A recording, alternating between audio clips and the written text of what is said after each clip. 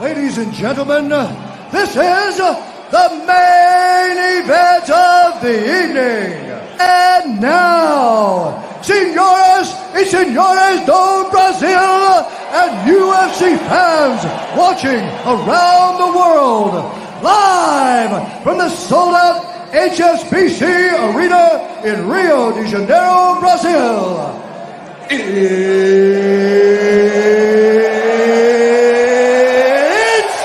time! What's up, Richie? How you doing, buddy? Oh, we lost Richie already. There he is. Sorry, no, I was putting deodorant on. I just got out of the bath. Did you catch the beginning right there? Yeah, why was Jose Aldo on? Yeah. So I got sick of the 30-second countdown with the generic music. So I went and downloaded Bruce Buffer saying it's time to start the show off instead of the 30-second timer thing that is horrible to listen to. So That's not good. That's not a great thing that we have to. Listen, I was. It's funny. I was talking to Ed before this, and he's like, yeah, maybe we should have Falbo do something. I'm like, we're gonna have Falbo do something. But listen, if Bruce Buffer hears our podcast and decides to sue us, we are doing something correct, right? We'll take the lawsuit. He can have the 5 cents that's in my couch, and he can kiss my ass. So, yeah. So for everyone, thank you for joining us. We have been away for when's the last time we did one? Before Thanksgiving? I don't remember, bro. I don't really care about this. It might be, but I just do it paycheck. Well, yeah. We were unofficially boycotting until Slim gets us an all-expense paid trip to Philadelphia. Yes. We just didn't know that we were protesting. So exactly. But we're back. We're back with a star-studded cast tonight. Paul LaFon's about to hop on. We're gonna shoot the shit with Paul a little bit. Wait, look talk at about his beautification fight. I do like your t-shirt. Isn't that cool? That's it's pretty cool. What is that? Vito Loca. Is that said like a child large? Oh yeah, yeah. Did you see my post that was made? No, I did not. I said Sun Tzu. It was like a Sun Tzu quote. I think it was Sun Tzu. To beat your enemy, you have to think like your enemy. And I said I don't know how to think like him, but I'll wear the same size clothing. And I wore Waylon's clothing, my 8-year-old stuff. I put his shirt on. Are you referring that your opponent at the next show wears a child size t-shirt? No comment, but I do. But I don't know. I don't know who I'm fighting. I don't. To be honest with you, I don't know who I'm fighting this next card. I just said, yeah, I'll fight anybody. So whoever they put out there, I don't even know. So, well, we'll see how it goes. Well, I don't know. Except we'll Isaiah. Yeah, exactly. I'll start training soon. So to get ready for this fight, my primary sparring partner has been a 17-year-old girl, Amani. So yeah, who does? I wish I was that girl kicks. It's funny. So hard. I just eat her leg kicks to like, okay, whatever. And then I'm like, afterwards, I'm like, why can't I walk right now? And I'm like, oh yeah, because it's all you can't really. Amani kicks like a mule. Yeah, yeah, bro. She kicked me right in the head. Like, so I leaned in, I kind of leaned, and she kicked me right in my nose. And I'm like, if you didn't weigh 80 pounds, I have a broken nose right now. Who bring out the corner? Who kicks harder, her or Jess? Jess, but because I've seen Jess almost drop you in like when you were just kind of like didn't really know who she was, and she kicked you that one time. I was like, ooh, that hurt. You kicked 100%. So it's weird because I know Amani's holding back. She's not just trying to spin, like she's holding back. Jess was going full force, and I think she kicks harder. She's Amani was holding back, but I don't want to. Amani's technique is almost perfect. Like her kicks. It's amazing how quickly. I mean, I know she's been around the business forever, being the fact that her mom's been in the business, but like, she really does have a striking style. Mom's Amanda Brunridge. She's fought for Cage Wars multiple times. Yeah, so Amani is Amani for athlete. Technique is crazy good. It really is good, He's so and it's only gotten better since she's been working with Hakeem, which is a testament to both of them. But let's bring in Paul real quick. Double, yeah. Hey guys, Paul the Wall, great wall of Paul. Listen, Paul's no longer a wall, buddy. Paul used to be a wall like 3 fights ago. Now he looks like he does my taxes now. That's what I said. I left my contacts in for too long, and I got to wear my glasses for a couple days. But got glasses, the new fresh cut. I got the mullet going on. Look at that, the white trash mullet. Have you guys thought about your Roth IRA? Oh yeah, all the time. Hey, for anyone watching out there, please share this video out. Make sure that we get as many views as possible on this. My Facebook site that I'm broadcasting on does accept comments on it now too, so which is awesome because for a while there that was broken. Oh, and let's welcome in our Jamie. So for anyone who watches Joe Rogan show, they know that there's a second person in the room with them who is a studio engineer at the Hammer and Professor podcast. We decided to bring in Jordan. What's up, my friend? Guys? How's it going, man? Good. How are you? Oh, just casually late, baby. That's all. He's just the AV guy, you know. I mean, he doesn't need to show up on time. Dude, we're running off an iPad today. We're doing great. Listen, normally we run off Rich's kid's iPad Switch or fucking. He's got fucking like Daisy fresh headphones or something, or the Nintendo Switch headphones, bro. They work great. The problem right now, I don't want to get my phone. I didn't hook my computer up. I've been fucking with that 3D printer for like a week. I'm not really good with that stuff. So like, I don't have my computer set up. What? Way to buy into the move. You've only been here for 6 months. Good job, buddy. I know. I got a lot going on. Hey man, crooked-headed Buddha. It's all worth it. Yeah, exactly. Yeah, I told him about it. I'm like, guys, the only thing you cannot do is touch the table. They got downstairs and fuck with it. So the Buddha statue I was making, it looks like it's like a crooked head now. It like displaced the fucking head because they hit the table right at a certain point and it wobbles. And then I'm like, you motherfuckers. I'm like, this thing takes 2 hours to print something, and like you fuck it up by going down there. And of course, nobody did it. Nobody's like, I don't know who did it. But it was you. So Paul, how do you feel about the fight? Yeah, I feel good. I'm excited. You know, he's watching his. I don't know anything about him, like personally. Just watching his fights, he's good. It's going to be a tough fight. It's going to be a fight. You know, he's no scrub by any means, but you know, neither am I. So, not going there to lose. I think it'll be a good one. Yeah, I do think this has fight of the night possibilities.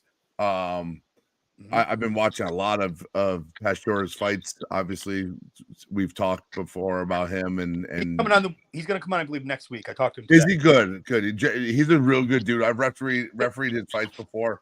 He's made it. I'm curious to see what he did between his last fight and the fight with his last opponent, because he doesn't. I mean, just to look his Facebook, he's been working on his jiu-jitsu. It looks like he's really focused on jiu-jitsu, which is cool. Yeah, I like try to get more power around. His striking's really good. I think his striking's good. Very, very unique style.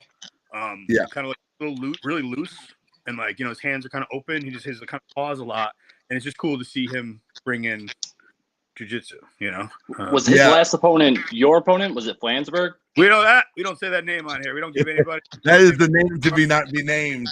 You gotta earn that. You gotta earn cred. Patient zero. I thought you were gonna go over the rules with the new employee, Rich. What the fuck? I was gonna. What are you doing here, man? I was gonna, but I didn't want to offend Ed Kim. Why does he just go put clown emojis on people's pictures next time? Yeah, we don't do that anymore either. We have bylaws, Jordan. We'll ship them out to you at a later date. Yeah. I'll get them all signed and ready to go. Paul, we talked yesterday when you're waiting for one of your training partners to show up and he didn't show up. Or 2 days ago. Sunday. I did Jordan Turner. I came late. I missed him. Well, that was like, now we're even for that time we were supposed to go to brunch. And then I ended up sleeping all day. Yeah. So. Oh, dude, it was sick. We were sitting at the table. I'm like, no, they'll be here. We're just waiting for them. They'll be here. And you guys never showed up. You know, it was sad. They felt bad. talk to us about your diet a little bit, Paul, because like when you came to Team Jacau, how much did you weigh? I was about 250. I was a big boy. And Rich looks like he's calling bullshit on the 250. I was up there. I was up there. I was up there. I pretty much I do like really low carbs when I'm dieting. Like right now, I'm dieting, but like I love. Time out.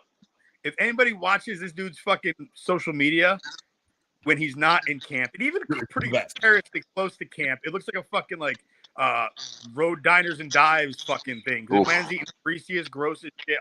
But good food too. So good. So good. Yeah. Like the Patty Pimblick of upstate New York.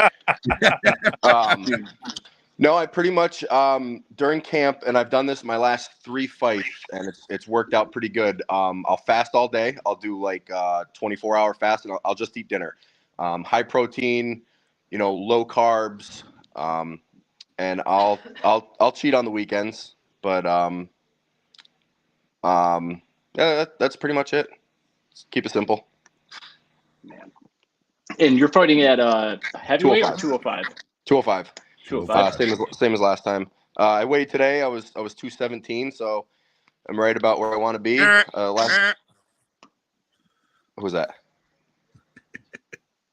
No, I was there, bro. Don't lie to me. I was 219 with the sweaty shorts on, and then I went in the bathroom with no shorts on. I was 217. So. Listen, our Richie, scale's a little. We are not talking about weight cuts with you. I've literally only killed almost 2 people twice, and both is this man right here because he lies. He eats all kinds of weird shit in the middle of the night.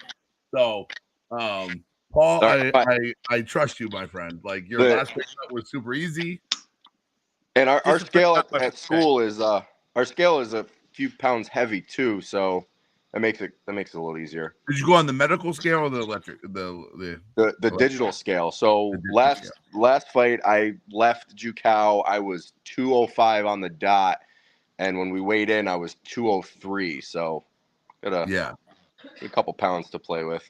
No, but right. I get hangry. I get moody. I remember the day before weigh-ins, Liz made it was like some kind of pasta. It was like a chicken Caesar pasta. And I was spooning it, and she was like, "You have to weigh," and I was like, "Oh, shut up!" Like I was irrationally yelling at her. Yeah. Oh my god. That's pretty much it. So Paul, I know we be in your corner. Go ahead, buddy. What's that? Oh, me? Yes, you. You started talking, and then you stopped. Yeah, because nobody was listening, so I felt fucking offended. If you want me, okay. I said it's great having people in your corner and holding you accountable, but it's also maddening because you're like, shut the fuck up. You don't understand what's like. I mean, at one point I was eating unsalted butter and clam, like in a can of clams. I put the butter in the clams, and it's like that's what because you know how it is. You're just fucking. You're down to you have to weigh in. I don't remember what fight it was of yours, but you posted a video when you were cutting weight. And your Liz was yelling at you, and you were like, "Whoa, you're driving a Ferrari. You just don't slam in park. Like you gotta slow down." I said, "Were you eating Oreos or some shit?" I think I was eating ice cream out of the thing, and she was yelling at me. And I said, "It was ice cream. You're right." A plane needs to slow down to land. You don't just hit the brakes and drop. It's gonna kill everyone. I said, you got to slow down and come in. I go and pull up on the stick a little bit and nice, easy guide in. That's what I'm doing. I'm not eating a whole gallon of ice cream. Richie, what did I always say about you? Like, this is like dealing with like a 1927 Ferrari. Like, you can't just fucking floor that thing. You got to take it easy. Sometimes you just can't drive it that day. It's just, you know what I mean? You got to leave it in the garage, wax it a little bit, tell it it's beautiful, and then you're going to take it out the next day. That's Richie in a nutshell. Yeah. It's a lot. It's a mental game. Anybody over 30. Yeah, 30. We're the old man club here, buddy. Oh, I know, man. I know. Paul, how old are you? Only at MDMA they bring out like 34-year-old kids. All right. Paul's closer to me. Jordan, what are you, 32? 31. 31, yeah. You guys are I think another thing that helped me too, and I talked to Rich about this, was like I've been cutting out seed oils a lot, like soybean oil and vegetable oil and all that shit. And really? Yeah, dude, I mean, he harped on that to me, and that shit helps. I noticed that too, big time. The bloat and the inflammation. he took it. You know, there was somebody I saw online one time. They talked about He came back and took it. doing a food allergy test. Paul, I hate Paul. But- Your entourage, your groupie are like being really loud in the background. I mean, you're a public yeah. figure, I know, but you gotta tell them to chill. They're trying to get and they talked about what foods make you like bloated or inflamed. whatever. And, Apparently, whatever Nels is eating. Hey! I'm gonna put hands on you. Anyways, I got cleared by the way the other day, so we're good. So yes, so what we've already talked about what your plans are. Is this your last amateur fight?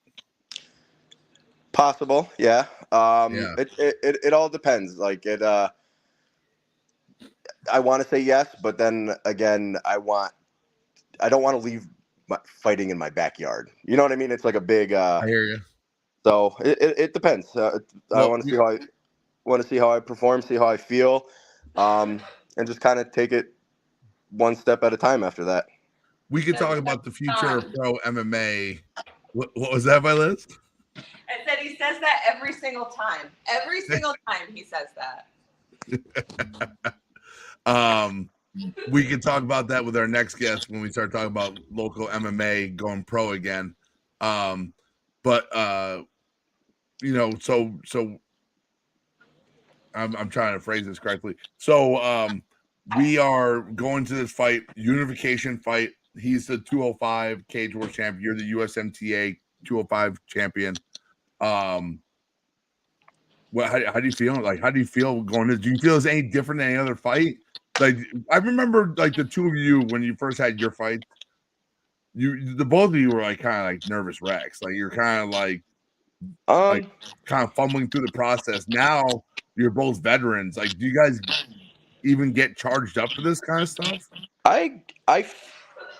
There's always nerves. Like if anybody says that you're not scared, they're lying. Not scared, but like there's definitely nerves. But like I feel like now that I've been with Jucal and like I got you guys and everybody, like when you're there in the back and your whole crew that you're with every day is there, and there's just like a calm that it's like and win or lose, obviously I want to win, everybody wants to win, but like that if you do lose, like nobody cares, and you're gonna go back to the gym and everybody's gonna have your back. And so I think that's knowing that is like a confidence boost, I guess, kind of. Yeah, except for Richie, we're changing the locks if he loses, so this is where that goes.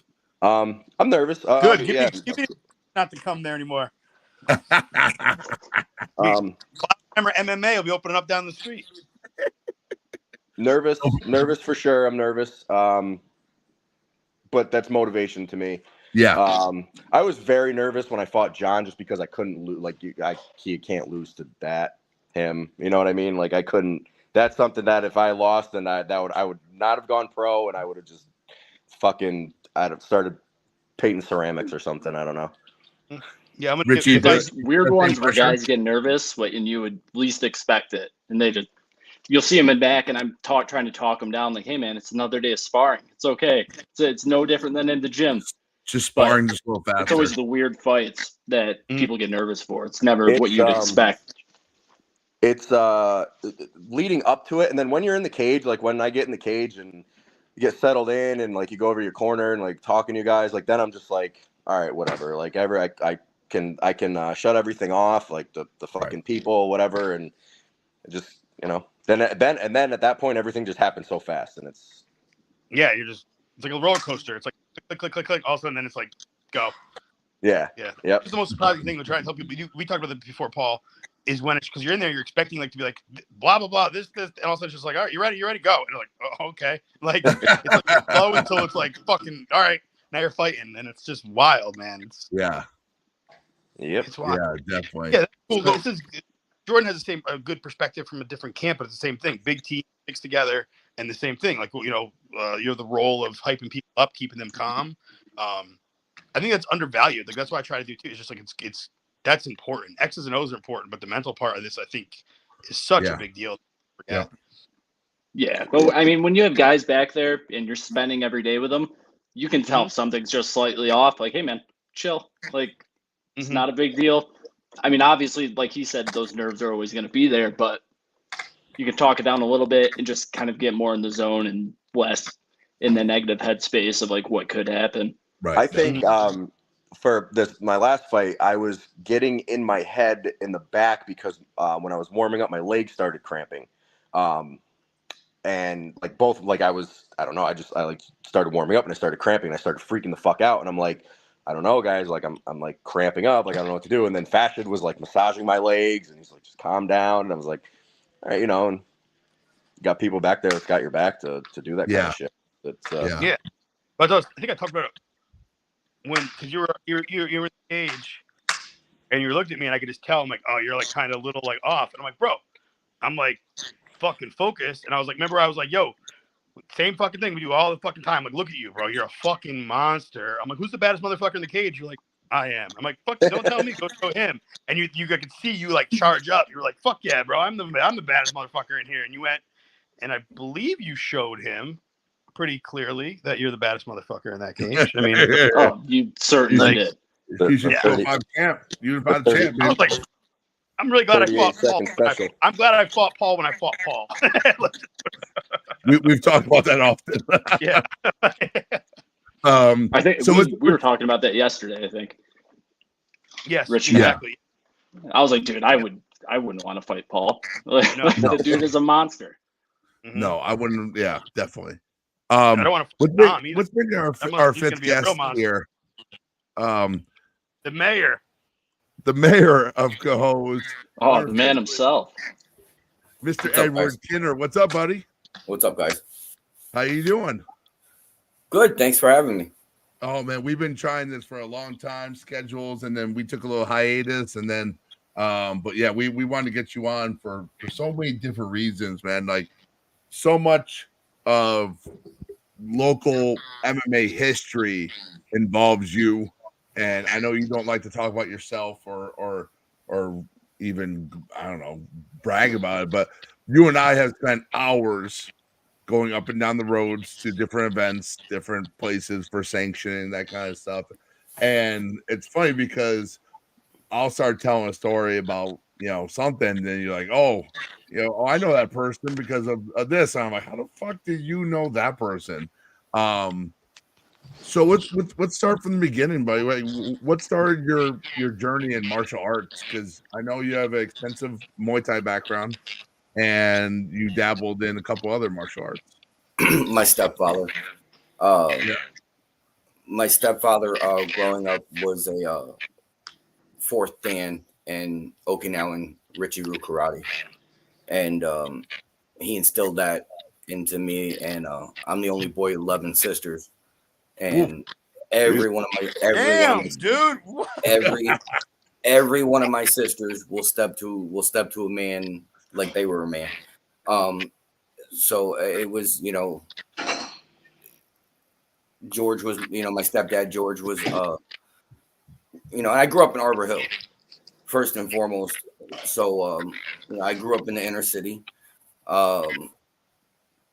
So you kind of needed to know how to protect yourself. And especially then, 11 sisters. Yeah. A lot falls on your shoulders. So I started with karate, got into some Chinese martial arts,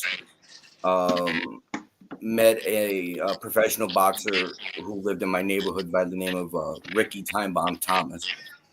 And he used to train with Bob Miller on the Swan Street gym in Albany. I grew up in Arbor Hill in Albany. It's still a predominantly black community. I would not change where I grew up for the world. Made me the person I am today. So Ricky brought me to the boxing gym. I started to learn striking. That's where I met Bob Miller, Sean Miller. And I started competing in karate tournaments as a preteen. Fought in a karate tournament in New York City as a teenager. Was introduced to Muay Thai then. Clint Haliger was instrumental in me learning Muay Thai. He introduced me to Paulo Tuja, who anybody that's ever watched any martial art films should know who Paulo Tuja is. He played in Bloodsport, the Muay Thai guy in Bloodsport. Yeah. He was phenomenal in shaping Muay Thai in the United States.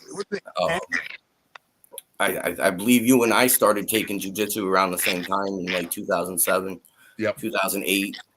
And then shortly thereafter, I was diagnosed with a neurological condition. So my time training with martial arts or competing in martial arts ended right around 2009 because I have an incurable neurological condition. My nervous system tells my brain I'm in pain when I'm actually not. So it's a very it's not something I would wish on my worst enemy, but it's something I've had to learn to live with over the years. But I transitioned into regulation. I was the first MMA referee. Myself and Forrest Havoc were the first two MMA referees in New York State. Shout out to Forrest, man. Forrest is a great dude. I've worked with him a bunch of times. You hooked me up with Forrest, I think. Yeah, I worked with him once too. Yeah, Forrest did Whitehall when we worked the Whitehall show. Yeah. That's awesome. He was a nice guy. Yeah, but prior to that, Forrest and I were reffing like Muay Thai, kickboxing, point karate tournaments, stuff like that. And then when two promotions decided that they, were going to try to do amateur MMA in New York State, Forrest reffed one and I reffed the other. So, it was that's a little scattered there. Sorry, guys. No. That was great. I avoid the topic of myself because I know you do that. You're a fucking black belt, my friend. Let's go back to Bloodsport real quick because I remember watching that movie as a kid, not knowing shit about shit. Right, just like hey, these guys just beating the shit out of each other, and then you go back now, being in martial arts for 17 years. And you're like, oh, that's a Muay Thai fighter. That's this fighter. That's that fighter. It's funny how you recognize it now. Back then, you're just like, oh, he's just a weirdo with short shorts. But I love that movie. I watched it the other day. I'll probably watch it again now that after we talk about it. But so you competed all over in Muay Thai. Did Frank do a real person? So yeah, he ended up lying about that, right? Isn't that what that came out that he made up? That's what I'm saying.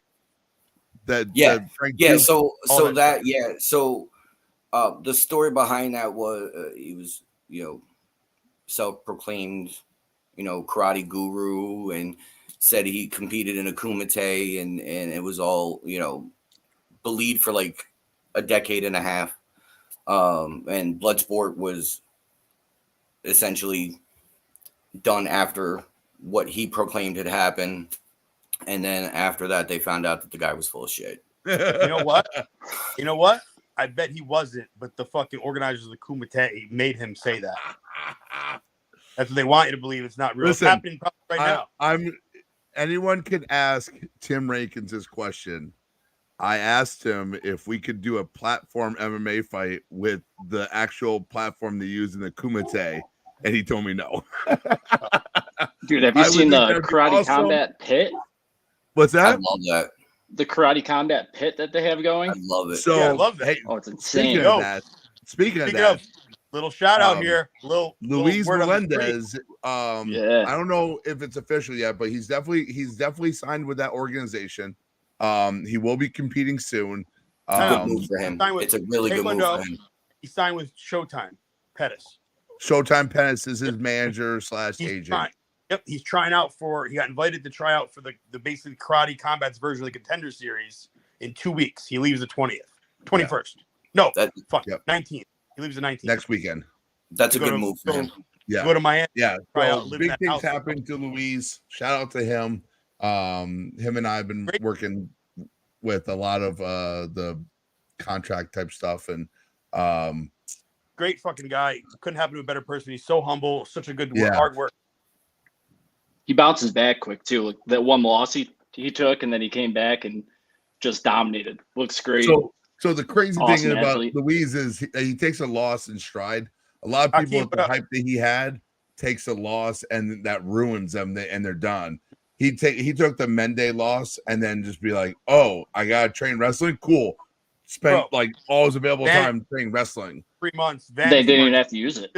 Gym, but like he was at our gym afterwards, but he'd go everywhere to find the best wrestlers and just fucking wrestle. Like he changed my life in a personal way. Just not even just fighting, but how he took that loss. Because I'm like, wow, if a man who's everybody says is going to be one of the best fighters ever, right around here, you know what I mean? Everybody's seeing him, he's fucking amazing. All this hype can lose for the title and just not even fucking care. He was dancing like an hour later. We hung out all night. Then I'm like, and then for him to take it and improve himself, I'm like, that's a lesson. Like it's like a LeBron or Michael Jordan. I'm not saying he's LeBron or Michael Jordan, but just using or Kobe, where it's like you have all the God's given gifts. And some people just rest on that. And they're like, I'll just train enough just to get by. He is driven. And it's like that dude holds a full-time job as an engineer, getting his master's degree at night. Yeah. Didn't speak great English when he got here. It was passable, but it was, and he did all this. I'm like, the guy's the fucking American dream. Like he's Dusty Rhodes, but handsome. Yeah. Very. Exactly. So Dusty Rhodes reference up in there, bro.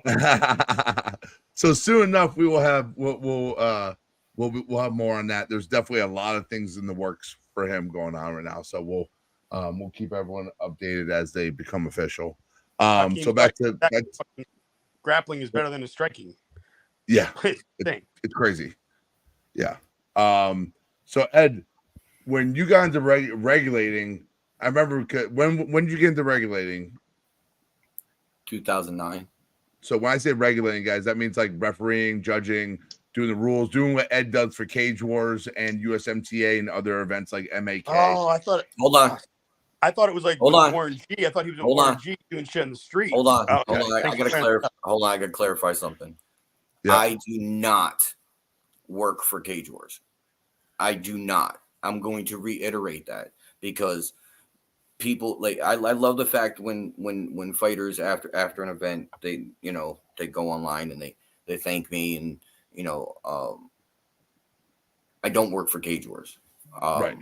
I work for I don't even work for I run a 501c3 nonprofit which regulates amateur and professional sports.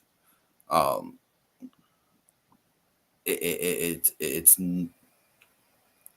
I'm the only sanctioning body that has pulled sanctioning on an event while it's happening in New York State. You can call the athletic commission and ask them. And I did that to Cage Wars.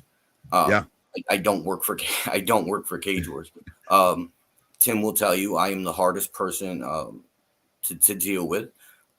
Tim will send me a fight card with 22 bouts and I approve 15 of them.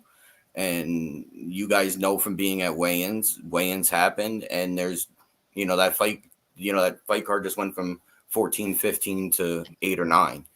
I have been refused at the 4 of my 6 fights. I've had to go back because I was like a pound over and you're like, love you, but sorry. Fucking have to go back. Yeah, I just don't. That's what I'm saying. You're like, fucking love you, but no, we don't. You got to fucking make it. So I go back to the gym, sweat, and I'm like fucking dying as it is. And it's like you're like, nah, dude, good luck. Yeah, to touch on what Nell said, like you guys have been trying to get me to come on forever. Like this isn't about me, right? Our team has one job, and that's to keep fighters safe, right? It's not to be in front of a camera. It's to educate, answer questions when we're asked questions. To make sure everyone involved from the coaches, fighters, the promoter, all know what the rules are, what the regulations, what the standards of the state are. And it's my job to be the anal retentive asshole to make sure that that's followed through with. It should never be about the regulator, the regulator, the judge, the official, the timekeeper, the inspectors in the back. It should never be about them. It should be 100% about the fighters that are in the cage, and that's it. Keith said Ed's the Cat Williams of this shit.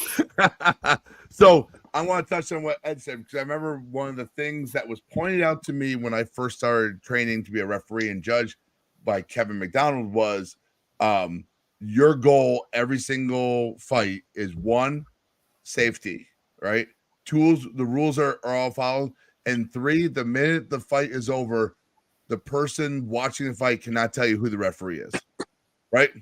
And we've all seen it. We've seen people stop fights, interject in fights, take points away just to be part of the fight when it comes to refereeing. And if you watch, I'm going to give you a little secret. This is a little nugget here. If you watch a UFC fight and the camera is always in that middle camera view, right? Not from the outside. It's right on dead center, like where you would look like when they tell you who won the fight. If the referee does not leave that spot, it's because they know where the camera is. And those fighters, like the best in the world, you never see them, right? You see Big Dan, Herb, all those guys, they're the best in the world for a reason. And then you see these low, like Houston, for some reason, Houston always uses local people and maybe 1 or 2 of the big guys. And you see these referees and they sit there right in the dead center. They don't really move around. They don't come around when they should be on the opposite side of them. And that those are people who like are the in guy. it. I like that Viking dude who had the big beard. I liked him. Who, He's a Beltran? TV star now. He's Yeah. on mine. Beltran. Yeah, he was on Yeah. Mayans. Yeah, he's a good referee. He started doing more East Coast stuff now. He used to be only California for a long time, or And I have a Arizona, I question. think. Yeah. So you've been doing this for a long time. Top of your head, you don't have to list them in rank order, but what are your favorite either like fights or cage fighter, like Cage Wars fighters you've seen in the past? Can you answer that or no? And it's bipartial. No, Who are people you enjoy? I don't. It would be wrong of me to have favorite fighters.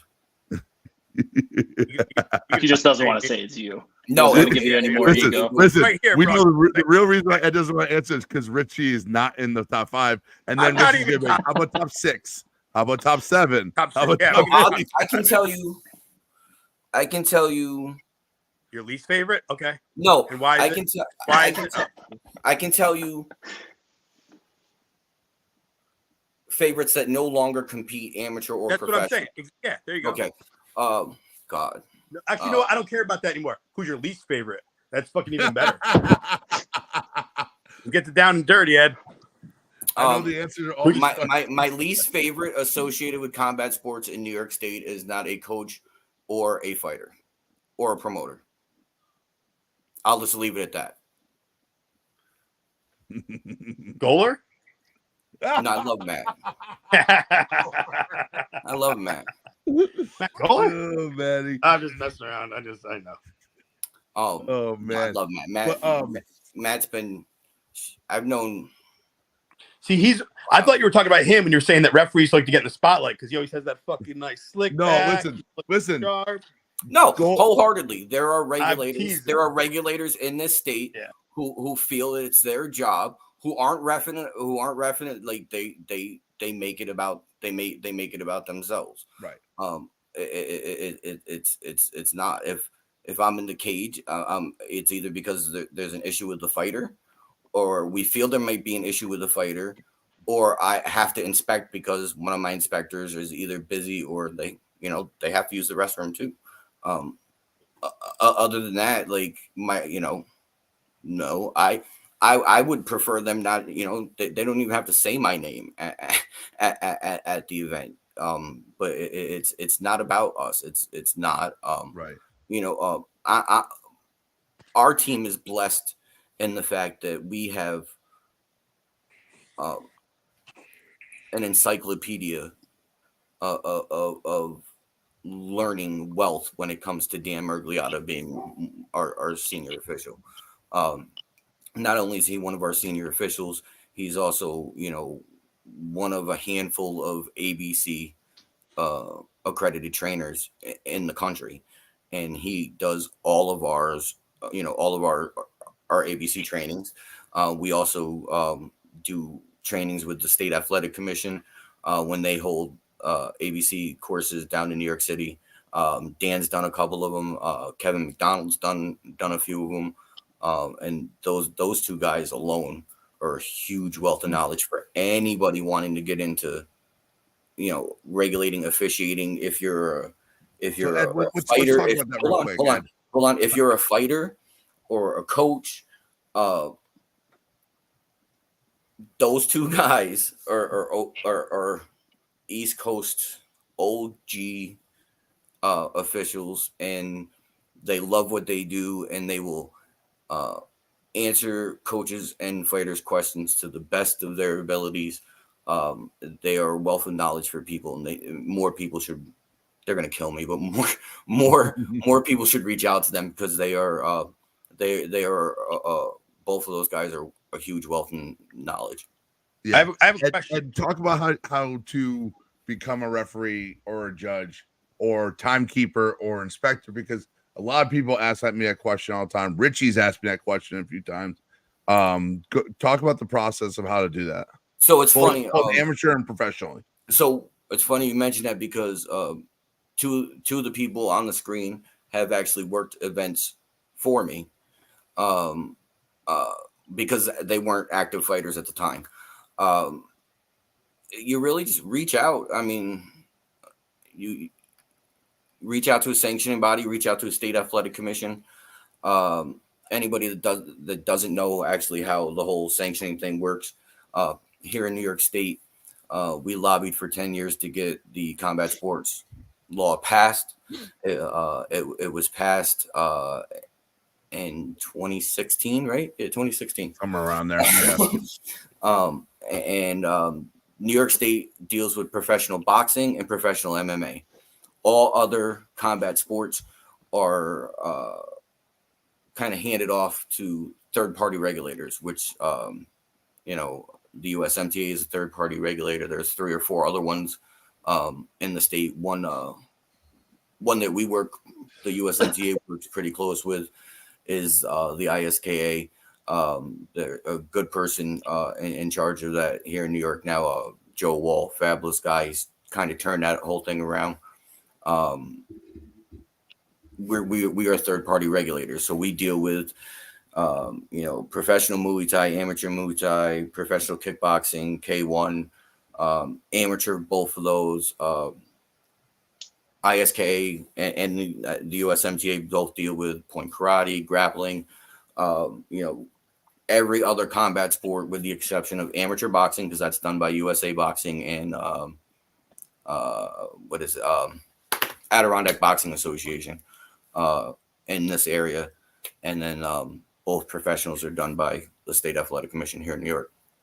So we reach out to one of those in order to work for the USMTA as anything other than an inspector. You have to be ABC accredited, which means you have to take an ABC accreditation course where it basically states that you know the minimum requirements to be an official, and then it's up to the sanctioning body and or athletic commission to certify you as an official judge, referee, or inspector. Our inspectors are trained the same way the New York State Athletic Commission inspectors are trained. Several years ago, Kim Sumler, who is a wealth of knowledge. Anybody who has anything to do with the regulation aspect of combat sports here in New York State, Kim is fabulous to know. She answers questions. You can reach her by email. Nels, you were a referee for New York State. You know how how timely she is with her emails. Yeah, Kim's great. Yeah, definitely. Anybody's ever got a question, reach out to her. Complaint, concern, shoot her email. She's fabulous. So yeah, it would be up to one of us to certify the official, and then when you come to work with us, we have you shadow with a referee, judge, or inspector for 2 shows minimum to verify you know what's going on, you know how to do your job, that you're a fit with us, and that we're a fit for you. And And then your third time, if you're, if you want to be a judge, we'll have you sit with probably Rob Exiza or Chris Belinsky, have you dry judge with them, or Jonathan Bernard. And then we check your scores after the event versus theirs, see how close you were. And then your next event, we'll let you judge some of the novice events, and then work even more into it that way. Yeah. Is that mostly how that works across the board? Because I know, like, with different commissions, you'll see guys go in and it's you get to a decision and you'll have scorecards that are all over the place, ass backwards. Is it the same thing where it's just that accredited course pretty much with anything regulated? So for us, no. You have to have some type of martial arts background for us to come work with us. Everybody on my team has a martial arts background. Everyone. My daughter's timekeeper, you guys know that. She has a huge background in Okinawan karate. She's trained jiu-jitsu. She's sparred, at 11, 12 years old. She was at Legion Training Center sparring with, 16, 17, 18-year-old females. So, everybody's got a martial arts background. It gives you a better sense of understanding, what's going on in front of you. I think we have 3 or 4. I said I work USMTA just for clarification. I don't work USMTA at Cage Wars because I got too many fighters. So, but when I work for Ed, when we go down and do MAK or Muay Thai events and that kind of stuff. I mean, we have a couple purple belts. Obviously, I'm a black belt. In jiu-jitsu, people who are Muay Thai, the people we did the UFC gym for that Muay Thai event. I think I'm the lowest ranked. Yeah, I think you are the lowest ranked one now. Yeah. So Nels always gets on me, but I only have a blue belt in jiu-jitsu, and Nels and I started at the same time, and Nels is like, "Yeah, you should have had a black belt before me." But unfortunately, having a neurological condition for the past 10 plus years, I am where I am, and I'm happy about it. So, I guess this is something that is kind of off topic a little bit, but who is your favorite walkout songs?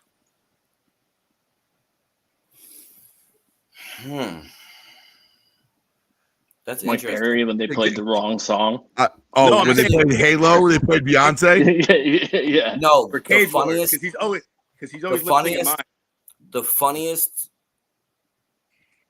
Yeah. The one I love the best from Cage Wars, yes, was Rob Best. He came out to Carly Rae Jepsen, called me. It was awesome.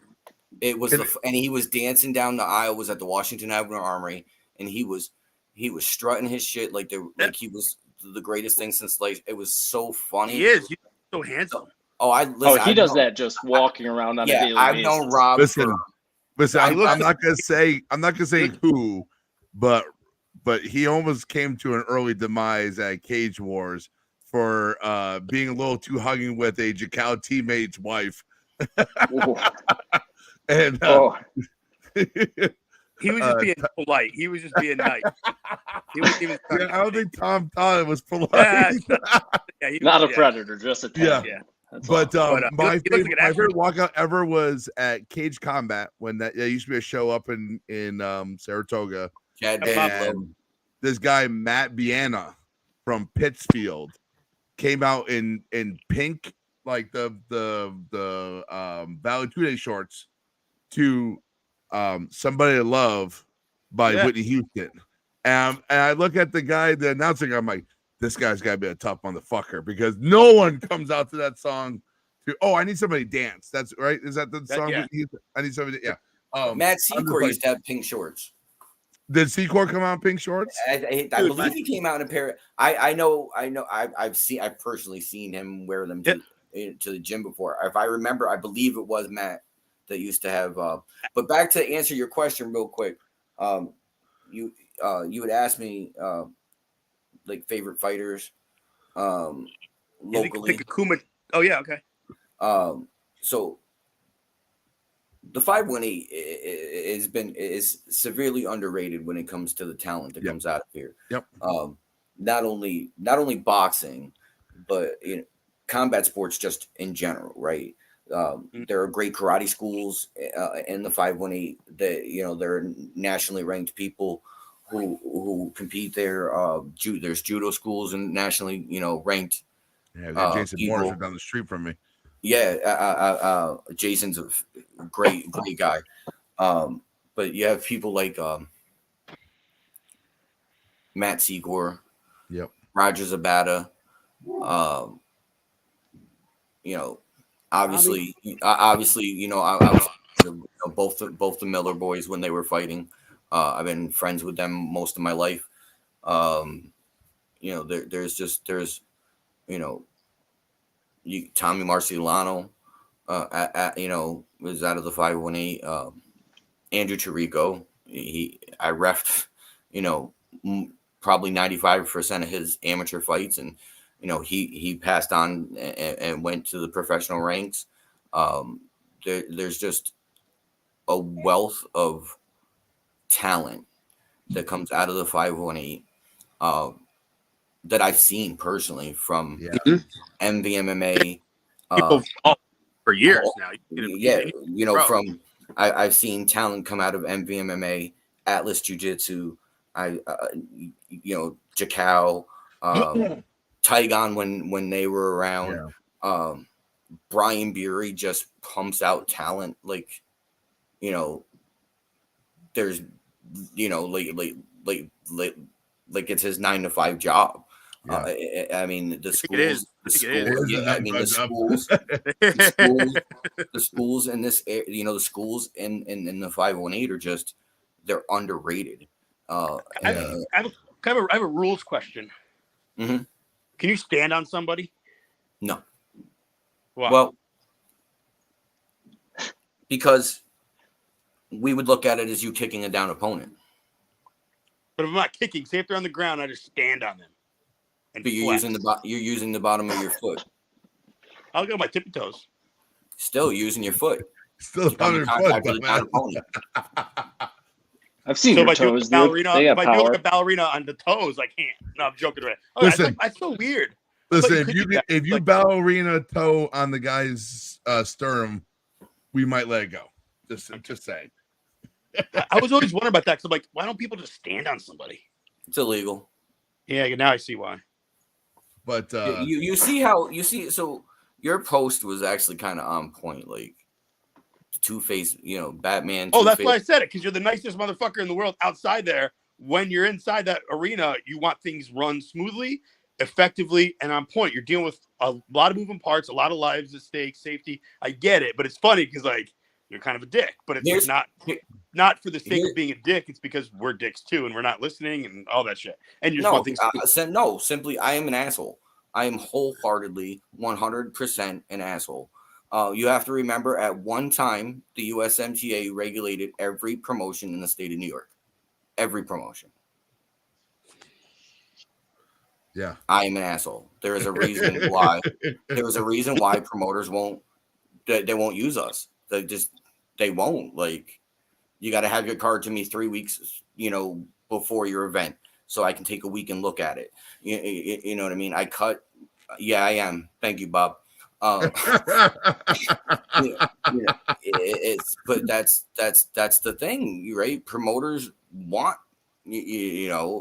people to look the other way, and that for the longest time, and it's still going on in New York State. I don't give a shit who says what. It's still going on in New York State. Yeah. It's going to, as long as somebody will turn their head. Oh, why do you have to say that name? But that's why I'm glad that people saw that there were issues going on. I got to give a huge shout out to Corey Schaefer with the ISKA. He's honestly Joe Wall. I'm an asshole. I'll be the first one to tell you. I've called the Athletic Commission on more shows and more sanctioning bodies than anybody. because I lobbied for that legislation for 10 years. And that was 10 years I took away from my kids to go down to the legislative office building, not when the UFC was there, but, not when news was there, but with Angela Santabarbera, to go and talk to all these holdouts that were voting against the bill all the time. There are no more combat sports. Hold on. Combat sports has the most self-imposed regulation of any sport in the world, period. And New York State started to lead the way on that after the boxing incident. We all know about the boxing incident in Madison Square Garden. Yep. Razor, that one. It was several years ago. A fighter was told he needed ER evaluation. The team said they were going to take him. He didn't go. Ended up passing away. Yeah. State got sued over it, and after all that, that's when Kim was hired by the athletic commission to revamp the whole program. And she does. I'm telling you right now, coach, fighter, promoter, sanctioning body, if you think she doesn't see what you're doing, you're sadly mistaken, right? And I stopped telling her everything. I stopped telling her shit 2 years ago when she started telling me what was going on. So if you think she doesn't see what's going on, by all means, keep doing what you're doing. But that woman's very smart. She sees everything. Who's your favorite UFC fighter? John Jones. Oh, nice. Okay. 100%. Do you like Paul's new glasses? Yes, actually. Good shot. He's got to recognize him, dude. He's got to learn to take his contacts out. Name. I was confused. Yeah, I want to have a game show next time Ed's on, because I don't know who's worse at pronouncing names, you or Nels. Because like you've thrown. I was like, I'm way worse. Yeah, you guys throw some syllables in there that are like, wait a second. Who, me? Like, Nels trying to pronounce L's name. No. Yeah, El Shaddadi. Yeah, El Shaddadi. Yeah. You said Tommy Marcolano, and I'm like, who? And I'm like, Tommy Marcelino. There we go. You didn't say that before though. Marcelano. You said something. I was like, what? Yeah, depending on where you are, I don't know. Depends if you're in Rotterdam or not. Depends. Yeah, exactly. Mozzarella, Yeah, exactly. But, tomato. That's oh awesome. man. But February looks to be good with the USMTA. We got a Mac in Newburgh, February 3rd, and then we got 6 days later. Yep, then 6 days later we got Cage Wars and Rivers Casino in Schenectady. Whatever happened to Angelo? I haven't seen him at the last couple fights in a while. Is he still? You're not looking for him, then is he there? Yeah, Angelo's always. Listen, when you're the best team at Cage Wars, it's kind of hard to sit around and look at politicians. You know what I'm saying? Like I got champions and multiple people. Duff's usually busy, Nels, but I don't know why. No. Listen, I understand you aren't around for the main event, but other people are around for the main event. The last main event, I had to sit next to a guy who was fucking half concussed with a fucking bleeding eye, screaming at the fucking guy. Oh, I show up for my teammates. All right. Ed. What about that? Because we were super worried that you were not going to let Rich in the corner because he was we had control. We had stopped the bleeding, but I was worried that you were going to allow him in the corner with me. For what fight? For Paul's fight. Like Coach Paul. No, so I knew that. Once I'm done fighting, I'm done. So, I'm not. So I knew that whole thing was going to come up. So that's the elephant in the room. We'll discuss it real quick. Okay. When we got it, so because I know that I've gotten so many messages about it after your last fight, Richie. Afterwards, when we were all in the locker room, I showed you what the doctor saw with his cut. Right. And if he had taken another hit like that, it would have been nasty. That's why. Right. That's what it was. Oh, we don't care about that. No. We know why you stopped it. I'm saying. I'm talking about Paul's fight was like 2 fights later. We had control of the bleed. No, you were done. I was You worried were- that you were- because he you- had a you cut, were- they were going to allow him in there. Yeah, no, Once I you were. finish, I'm- yeah. Well, so the good thing about Cage Wars, and I'm not saying anything negative about any other promotion that the USMTA sanctions by any means. Tim likes to spend money, right? So there are nurses that are there with the doctor, and we have paramedics. We have the ambulance that's cage side, right? And then we usually have an extra doctor. 2 events ago, we had 3 doctors. You know what I mean? So there's always somebody there to check on a fighter. Not only cage side like the cage side doctor does, but backstage. So you were already Dr. Richard Sheridan's the man. Yeah, Michael Sheridan. You Michael were Sheridan.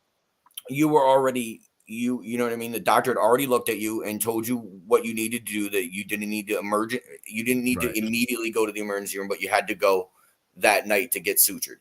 So you went back, your eye was taken care of. It was you were triaged in the back. You were made appropriate until you could get to the hospital. And then at that time, once I you don't were know if triaged, you appropriate were is the correct yeah, word we're using. your cut was dealt with appropriately by Yeah. the medical staff, so you could rejoin your team cage side. Yeah.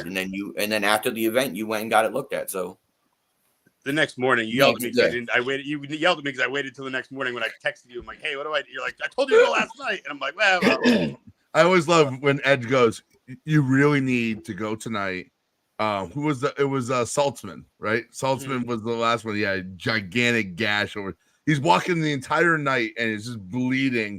And Ed's like, "Could you fucking go and get that taken care of? Just go. Here's the form. Go take care of it." Yeah, sure. He shows up like an hour later. He's still fucking bleeding. Like, bro, what the fuck are you still doing here? Yeah, that's the thing, because I carry I normally have the forms and the insurance information right there with me, and that's a promotion thing, right? Yeah, That's just something No. that we do. Like when we get, first of all, the promotion sends us their insurance like the minute they have it, and they have to have it like a week out, right? I look like So an angel. when we get there, I have the promoters already have the blank claim forms printed out. So they give me, half a dozen of them, when I get there. That way it's Ed, you like that? I would use it. Yeah, it looks Perfect. better. Looks It's a nice better. eyebrow. Yeah, perfect. They can't even tell it's cut. It was ever cut. I should have been able to finish, but whatever. It's because you saw a plastic surgeon. No, I didn't. I just do. The guy just fucking glued the fuck out of it the next morning. He's like, I can't stitch this. He just poured glue everywhere. Half my eyebrow fell out because of the glue. I'm just like Wolverine. I'm just beautiful. I'm meant to be beautiful. So my body's just like, we cannot accept scars on this face. This is Keyword meant to be. BPS 157. It's a yeah. I mean, yeah, Keyword write that shit in there. meant to be. Oh man. Hey, we reached our time limit for tonight, man. Ed, it was great having you on, buddy. Thank you, guys. I love appreciate you, it. man. We spent a lot of time talking and also riding around doing crazy events, and that my mom hates when I go to some weird place in New York City that was a former nightclub. Remember that? Nobody will get you home faster from the Bronx. I got home from the Bronx in an hour and a half. Oh God. Yeah, we may or may not have broken some traffic laws on Drive the like way a back. monster. No, It's like not a monster chance. car. Bro, it was crazy. It was me, Ed, and his son, and Ed went down in true Ed fashion, disqualified like 3/4 of their fights on the card because they were just atrocious following the rules. They were it was in a restaurant. We walk in the door and there's nothing. Remember, we walk in, there's tables, and we're like, are we in the right place? And the guy's like, yeah, sure. He's like, hey, time to cross over. Guy moves all the tables apart, assembles a cage in the middle of this restaurant, fucking goes through, loses like another 1 or 2. I'm thinking myself that we just wasted a trip down here because Ed's gonna disqualify everybody. We were there for like what 5 or 6 kickboxing or Muay Thai fights. I can't remember what it was. K1 fight. So remember they had 21 fights on the card. Yeah. That willowed down to. I want to say it was 6. It was like wrong. It was like 10 or 11 after weigh-ins. Yeah. And then at the event, I was just like, no. Yeah. Yep. It was no. It was just. And we were going to get out of there early, but they kept on bringing out local Latin hip hop artists from like the neighborhood. And they were like rapping in Spanish. Bro, what are we doing here? And of course, I had fun though. Oh, we had a blast. Even though my rental car got hit. Oh, remember the guy hit your rental car? That's right. Listen, to your point though, stories we could tell about regulating is crazy because of all the weird things that happen in weird places. But I appreciate you coming on, buddy. You want to give a shout out to anybody? No, but hold on. Jordan had a question. Sure. Oh, yeah. No, just to your point earlier, though, where you're not meant to be in the spotlight or you'd prefer not to be. I think a big reason why these promotions like Cage Wars, I mean, Cage Wars does things differently, obviously. So it looks, you wouldn't be able to tell if it's an amateur event, professional event, whatever. But I think a big reason that people would think you're an asshole, and also a big reason why you can't really tell the difference between the UFC or something like that, is because you're so strict on those things. So, yeah, I mean, I think that's a big reason why you do kind of enter into the spotlight. And when somebody actually gets to know you and the team, they aren't walking around like, nah, it's a dick. They're like, nah, bring him back to the next one. No, our goal is to get the regulation as close to professional without it being professional as possible, right? So, and that's what we do. I pop amateurs for drug tests. Like, you guys know that. Like, so it's, it's you should expect to, to be able to make. Well, what kind of drugs are we talking at? Because I mean, I'm the most cannabis friendly regulator there is in the state. So listen, 3/4 of expired when naked. They start testing the only I know. I was like, wait a second here. The only difference between fighting on an amateur USMTA sanction card and then going professional, I examine EKG. Yeah. Right. And neurology. Daddy takes EKGs. Yeah. We bought an EKG machine to save fighters. I think it was like for me and Randy Lamb and Max Lombardo are the only over 40 fighters. No, there were quite quite a few that you wouldn't. Yeah. You wouldn't know, you know what I mean? But it wasn't only just that one of that one promotion. There's several promotions that are using us, and to me, if I can save an amateur fighter $200, $300, $400 on an EKG, and we can do it at the event with a doctor standing there to oversee it and look at it, right? Yeah. Why not? Especially right. when the machine costs a few $100, like we got it used, certified. What? It's. And do you see New York State laxing its professional rules? We had Al Moro on, and also we've had oh geez, I'm drawing a blank. 205 Cage Wars champion. Paul. Paul. What's that? No. Former 205 champion.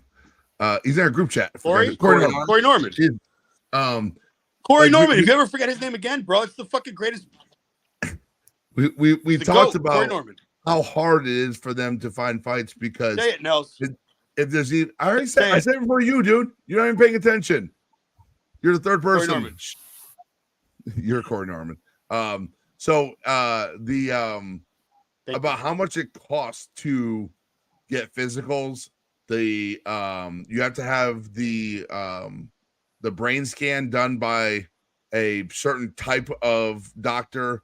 Do you ever see them laxing the rules on any of this, or you think because it really is unfair? We both have talked to Slim about this, about when we tried to do pro fights. We lobbied for the pro-am. We were the ones that lobbied for the pro-am as well here in the state. Everybody else is doing pro-ams, but the people that lobbied for it. But like it's like Tim has told me what he has to jump through for that, and it's crazy. Yeah, it's too much. I'm sorry. You look what other states have to do, and it's.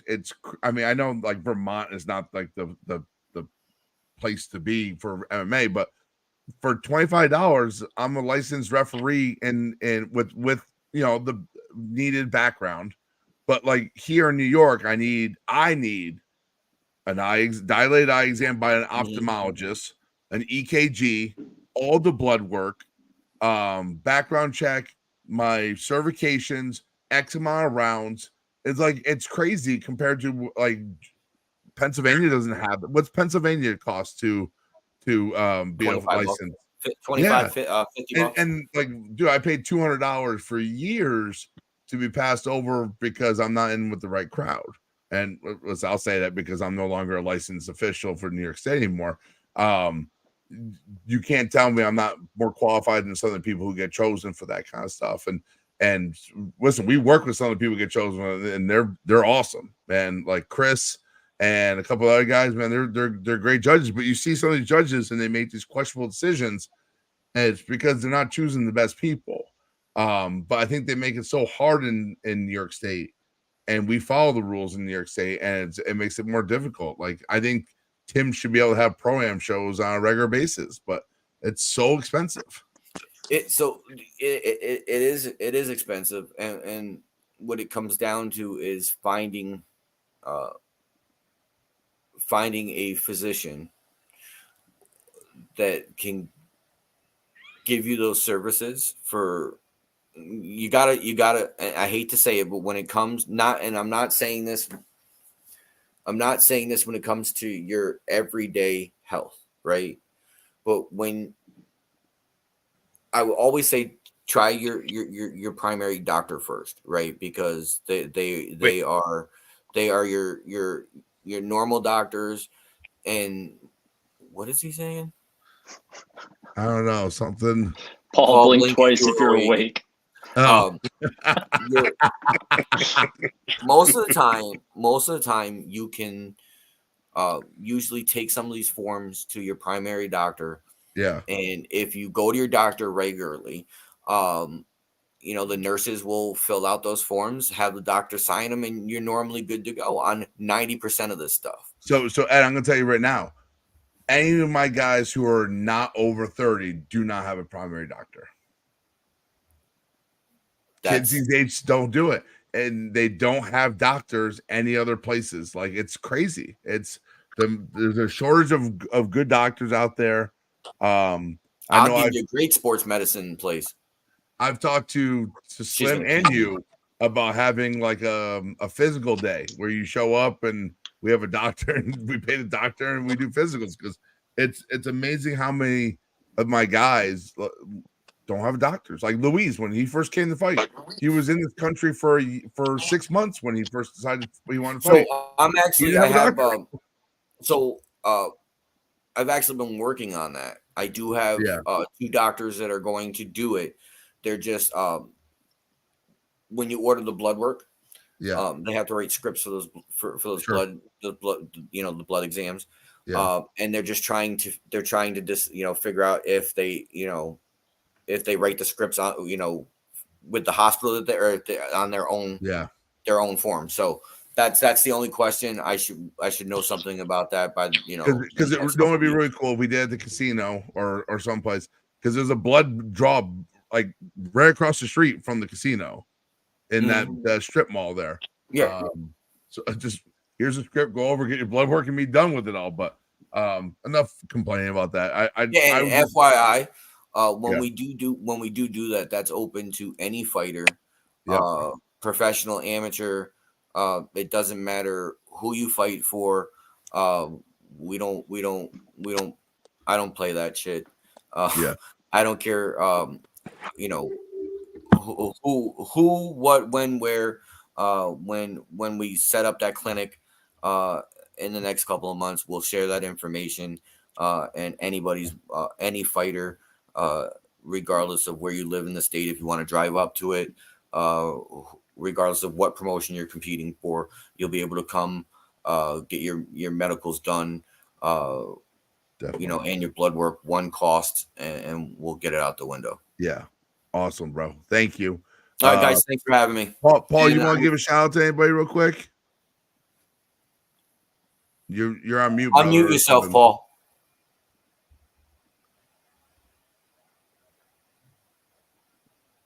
He's a mime. How about now? No. All right, buddy. Bye. I think Richie's sleeping. Peace, everybody. Thank you for having us. Hey, Thank guys, you, guys. great show. Go get your Cage Wars tickets. Thank you Cage so Wars much, coming bro. up This is awesome. in Appreciate you guys. February 9th, right? I believe. Oh, you know what? Yeah. Real quick, everybody knows I ran for mayor of my city not too long ago.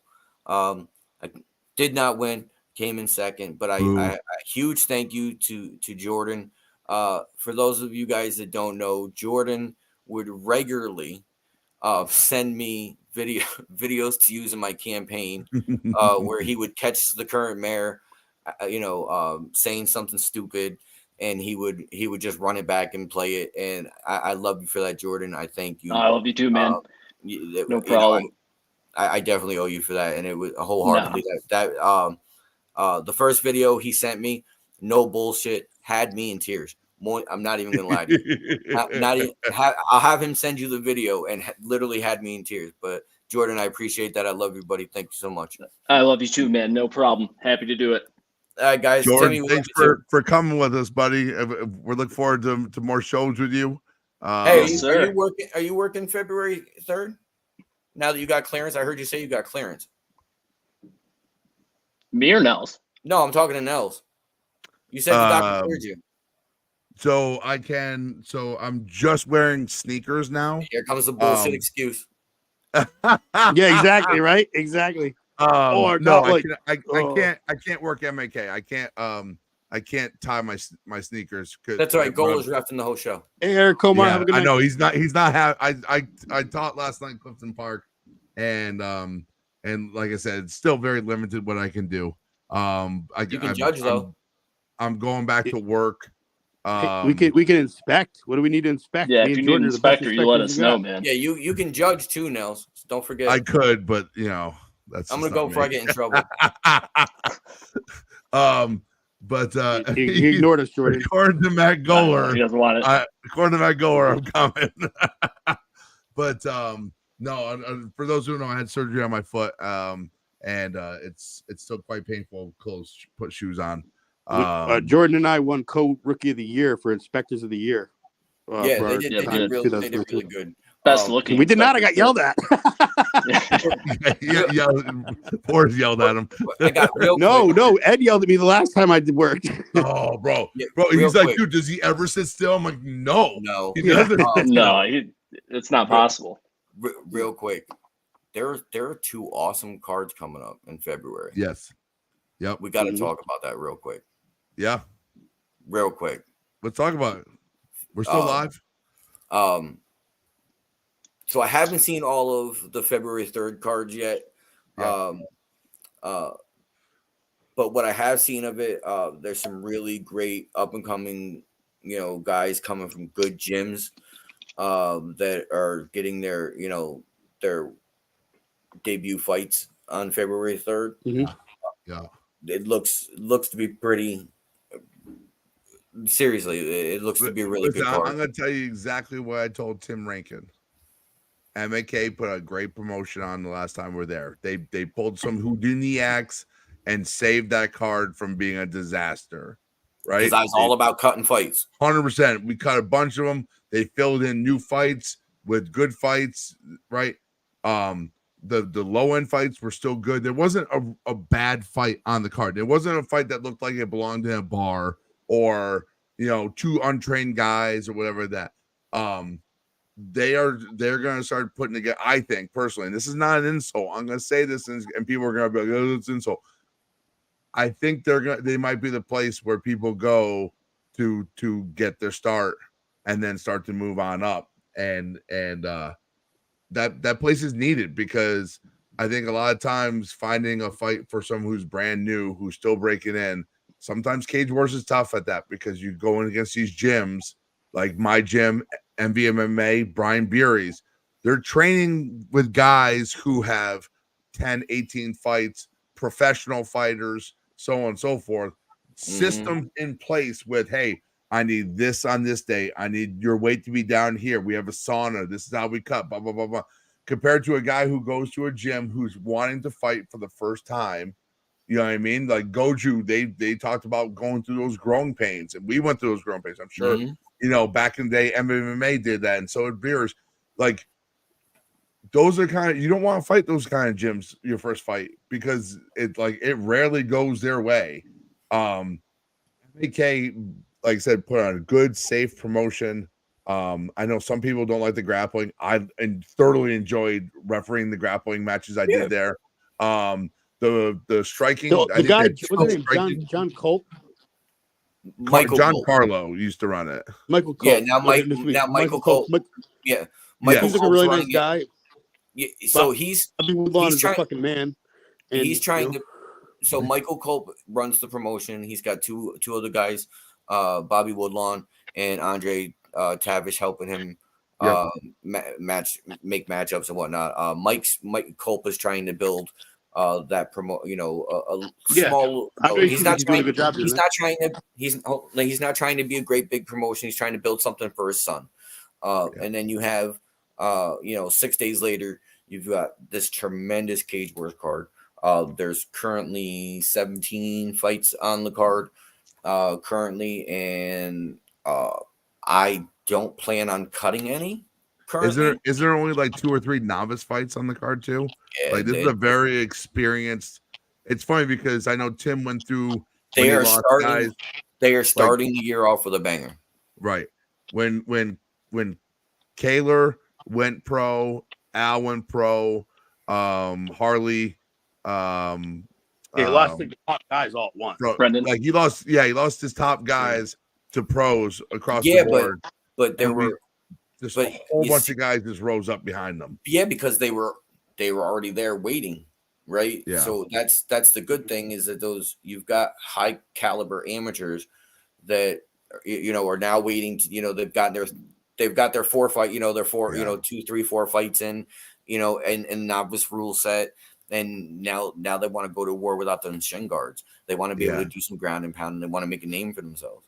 Eventually, Cage Wars is going to get the reputation like LFA does, CES. That they're going to start putting a lot of dudes in professional cards and high levels. So Cage Wars is an MMA promotion. Yeah. Right. So that's the difference between every other event that we regulate. They're mixed cards. There's Muay Thai, there's grappling.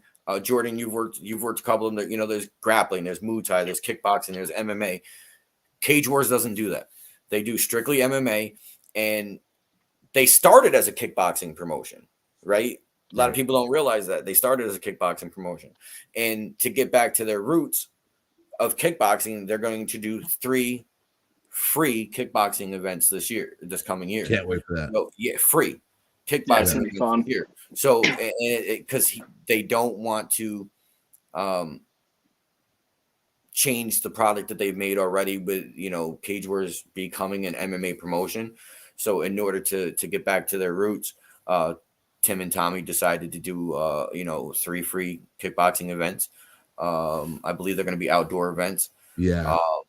It's going to be it's going to be pretty, they've got a pretty stacked schedule for the year, just here in New York. But they're starting off with a 17 fight card, and that Philly card looks awesome too. Don't they have the Philly card coming up with Cowboy the Cowboy Kid? Oh, that was their last one. Did he win? Mid-December, so. Yeah, Gunnar Spain. No, I think he got choked out in that one, didn't he? Yeah. Oh wow, man. Yeah, Gunnar was a good kid. We interviewed him on the show here. Yeah, local guy. Hold on. Just because I always have the answers to that. Hold on. Give me 1 second. I'm gonna tell you who. It might have been his fight before that he got submitted. I'm not sure, but no, he is a super nice guy. I ran into him briefly. I think it was at Maverick. He was fighting there as I think as an amateur, but Yeah. I was there watching one of Piersman's fights and ran into him. Super nice guy. Put on a great performance. That was LFA, right? The Yeah, I'll get back to you on that, but he was All right. it was a shit. Richie, we need to get Wavy back on the show. No, because see, now it's gonna bother me. Give me a second. I'll tell you who it was. Give me. I like him. Is he fighting again? I don't know, but we got to get him on yeah, the well, show again. if he fights, He was hell a yeah. fun interview. Give me 1 second, because now I gotta see this. No, that was Cedric. Cedric Ortiz. Jason LePage. Maybe he was cool too, but it was Cedric Ortiz. Right? Yeah, he's the man. He's the yeah. I love him. I believe it was Jason LePage that All beat. right, we're wrapping it up. Okay. Kane. Richie's attention span is now is gone. It's gone. It's Always gone. It's sprawled out. out. You guys. All right, bye guys. All right, fellas. We'll I talk love to you you. all Thank you soon. so much. It's been great. Go get some local MMA in your system, guys. Talk to you later. Like in 2 hours today, I'm spent. I need to go to bed. Go to sleep, Rich.